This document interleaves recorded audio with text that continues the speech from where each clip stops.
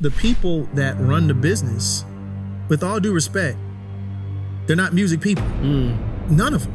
Like the guy that runs Spotify, who, by the way, just made $6.8 billion on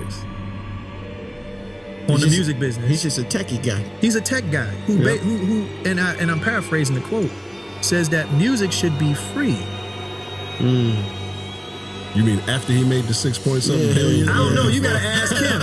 Or before he made the 6-point-something billion? I guess you gotta ask him.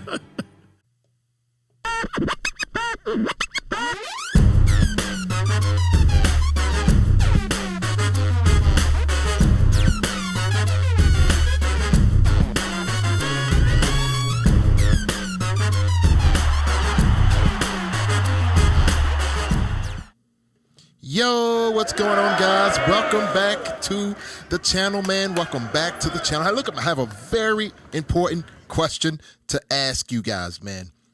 Is R&B music like we knew back in the 2000s, the early 2000s and the late 90s? Is R&B music dead? What do you guys think, man? Hit me up in the comments. Let me know, man. We're going to tune into this episode, guys, of them actually talking about R&B music and what happened to it. Let's get into it. Let's go. You know, R&B has kind of been lost. Yeah, let me say something about it, because I talk to my kids about this all the time, and I kind of laugh because they got it, because they agree, and they go, "You're right," and I'll talk to, like, say my daughter's little girlfriends and stuff like that, and I say, "You know, I really feel bad for y'all while I'm driving them." That's the way you start the conversation. Right. Really feel bad for y'all. Yeah, I feel bad for y'all, man. I feel bad that when y'all do your high school reunion in 10 years, what the hell y'all gonna play? Right. Oh, yeah, he right. I mean, seriously, all facts, he is definitely right. Let's go. That's a hell of a good question, though, to be honest with you. That is a good question. What are they going to play? What are you gonna play? What are you going to play? Like, what are you playing? Your Serato has to be loaded with songs that they may or may not remember. Yeah. Because, again, the people that run the business, with all due respect, they're not music people. None of them. Like the guy that runs Spotify, who, by the way, just made $6.8 billion on This is true. the music business. He's just a techie guy. He's a tech guy who and I'm paraphrasing the quote, says that music should be free. You mean after he made the 6-point-something billion? I don't know. You gotta ask him. Or before he made the 6-point-something billion? I guess you gotta ask him. But my point is that the reason why that guy made $6.8 billion is because he has a formula. Let me grab onto a wave, use it up. Next. Throw All it right, away. cool. Got it. Next. Because he ain't sharing that ad revenue with the artist. Yeah. He ain't sharing those deals that he cut with the labels with the artists Wow. when they supposed to. This is all facts, guys. This is all facts. And that's so funny that he says this, because every other form of medium does not do this. We're talking about the movies, whether it be food or any other type of industry, man. You have to go in and buy their physical stuff. You got to go buy tickets to see the movies. Look, it is what it is. Music is the only medium where they want you to give it away for free. Make that make sense. Am I right, guys, or what, man? Let's go. Let's go. Let's go. Who came up with the fucking math of paying an artist 0.0001? Yeah. Six. Wow. So is the issue the labels? Yes, because they fell into it. Yeah. Because they're caking off of it too. I drive by those label buildings all the time. Their lights are still on. Yeah. So somebody's making the money. Yes, Meanwhile, artists are complaining. And the artist will get 2 billion streams and only make $50,000. That's weird. That don't make nobody sense. see? Yeah, don't make sense. But again, it's sentiment.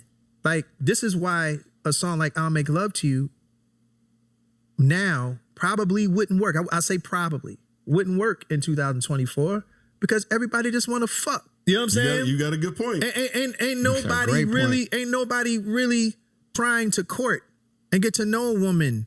Walk up to him and say hi. And not DM them, but talk to them. Fault this. You got to put this on the fault of the major label heads for being greedy. And what happens when you start getting greedy? The greed starts to eat in on itself. Am I right, guys, or what, man? Huh? Don't forget, guys, to hit me up in the comments. Let's get back to it. Use an example. Shout out to Disney. I love you guys. Okay? We love doing Eat It to Beat every year. You take care of us. We love you. I'm just saying this out of respect. I'm a comic book geek. Okay. I love reading comic books. Okay. And I'm a huge Marvel fan. Okay. And when I heard for the first time that Disney bought Marvel, I went, oh no. Because I know that they don't understand it. So you're saying in your mind they're gonna fuck it up, basically. And they did. Yeah. And they did. Soon as Disney bought Marvel, you knew it. Yeah. The movies were shit. The brand went down. The brand went down because you're buying into a brand that really didn't understand the history of that culture. Like comic book culture. If you go to Comic-Con and all this other stuff, it's not kids there. No. It's people my age. Yeah. Grown adults. And older. Yeah. You know what I'm saying? Grown adults. So when I see what they did to Thor, which is one of my favorite Marvel characters, and they made him a parody, I was pissed off. Yeah. And there's another thing too. I'm gonna have to say this. I'm gonna have to put this behind what he's singing, man. Look, man. And the other thing they did too, man, was when they started marketing music to only kids and leaving the other age groups out. This was not a thing back in the 70s and the 80s. And the music industry made a killing. Seriously, am I right, guys, or what? What happened? What happened? There's so much behind that. Let's get back into it. Let's go. Yeah, I mean, you know, but the cool thing about comic books is that everyone comes back. So Robert Downey Jr. will be in the Iron Man suit in about 5 years. Yeah. That is if Disney likes money. But the point is, but the point is, it's the same thing with music. It's in the hands of people that don't understand. Never wrote a song, never been in the studio, never played a note on a keyboard, never performed in front of anybody. They don't get it. But they know that it's a means of making money. Sean throwing flames right now. Am I right, guys, or what? Yeah, buddy. This needs to be talked about a heck of a lot more. There's not enough going on right now in the game. They need to talk about this and bring this to light. And look, I got to give a shout out to Tank with R&B Money Podcast. If you guys have not checked out Tank's new podcast called R&B Money Podcast, you need to get on board. Am I right, guys, or what? Huh? Shout out to you, Tank. Yes, sir. Let's go. It's like oil. And a lot of these artists, I look at us as oil. We're just black ass oil that they basically just pull from the ground and they put in their cars so they can go. That's the music industry, and that's unfortunate. Will we ever see a group like New Edition, Boys of Men, BBD, like in this current status? No. Yep. Again, it's like the song that I mentioned. The world is just not built for it right now. Yep. It's just not. Like, no matter how nostalgic I want to become, I'm a realist. And the climate of the music industry and in just the world in general, it's a very coarse time. Yep. I'm going to answer your question that you asked. You know, for me personally, I get right back into my car right now. I'm a 90s R&B person. That's just the way it is. I get it. I drive, listen to 90s R&B always. Yeah. Today's music, there's still, even Kendrick is still sampling music from back in the day. Mm-hmm. So today's artists are basically yesterday's artists in my eyes. That's always been the case. Like, it's a reason why you like Beyonce, because she reminds you of somebody. Mm-hmm. Whether it's Tina Turner, whether it's Etta James, whatever. Yeah. You like Usher because he reminds you of somebody. Michael Jackson. You James like Brown, Chris somebody. Yeah, somebody. You like Chris Brown. Right. Yep. Because he reminds you of somebody. Mm-hmm. That's what it's supposed to be that way. You liked Kobe because he reminded you of somebody. You know what I'm saying? Yeah. Julius Erving. The doctor. Yeah. You know what I'm saying? Like, part of the reasons why we liked MJ, because he reminded me of Julius. The doctor, yeah. Yeah. And look, man, we got to give all props, man, to the major R&B groups that came out back in the late 90s, early 2000s, man. You're talking about groups like Boyz II Men, which is Sean Stockton is sitting right here on the panel right now. Sean Stockton, a member of the Boyz II Men. Jodeci, which is my favorite group of all time, hands down. Am I right, guys, or what? Yes, sir.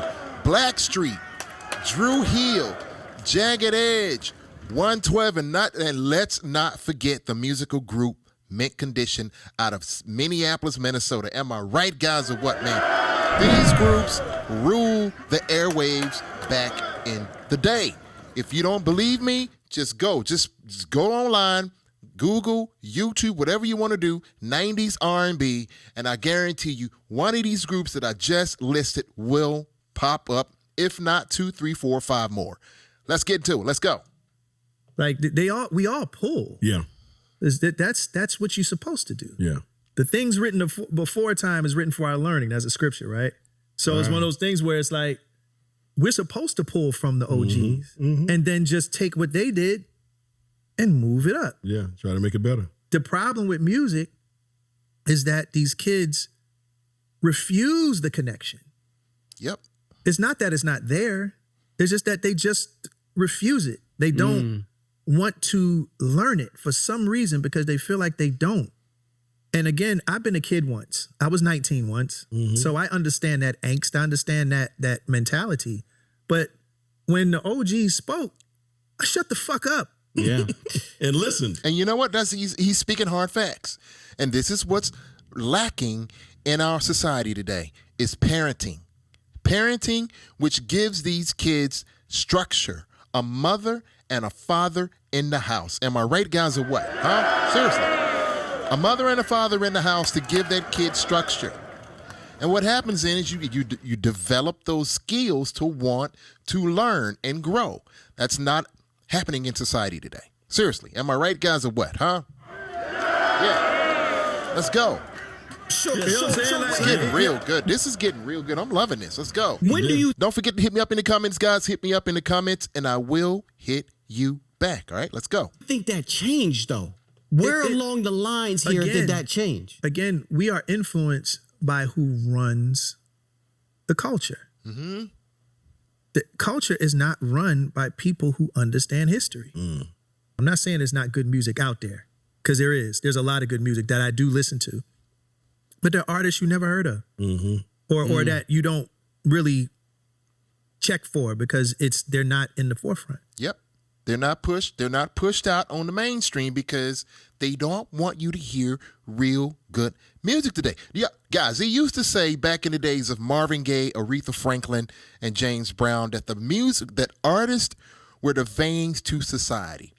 And I think somewhere along the line, the powers that be caught on to that. And it was like, we're going to nip this in the bud so we can do what we want to do with society and engineer it in the way we want it to go. Seriously. I'm going to dig into that a little deeper down the road. All right? Hit me up in the comments, guys. Let's go. And that's why guys like Kendrick is so great, because he's been able to balance both. Yeah. He's been able to still keep his soul and still create great music.